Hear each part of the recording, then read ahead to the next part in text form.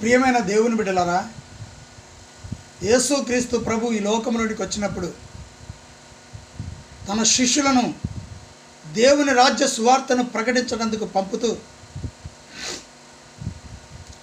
ఇశ్రాయేలు వంశంలోని నశించిన గొర్రెల యొద్దకే వెళ్ళి పరలోక రాజ్యము సమీపించున్నది అని ప్రకటించండి, రోగులను స్వస్థపరచండి అని యేసు ప్రభు వారితో సెలవిచ్చిండు.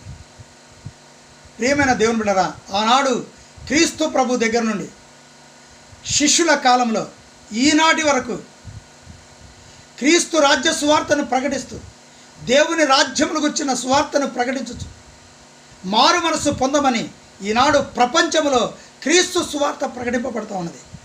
ఎవరైతే క్రీస్తు సువార్తను నమ్మి ఆయన యొక్క నామంలో విశ్వాసం ఉంచి ఆయన మార్గంలో జీవిస్తారో వారు పరలోక రాజ్యంలో ప్రవేశిస్తారు.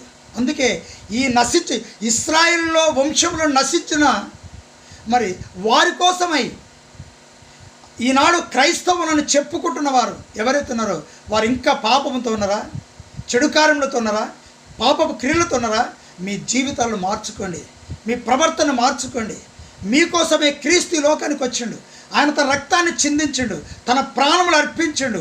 ఆయన మరణమును జయించి తిరిగి లేచి పరలోకానికి వెళ్ళిండు. ఆయన ఇప్పుడు ఎవరైతే ఆయన నమ్మి ఆయన బిడ్డగా జీవిస్తారో వారి హృదయంలో వారి ఆత్మలో నివసించడానికి ఆయన ఇష్టపడుతున్న దేవుడు.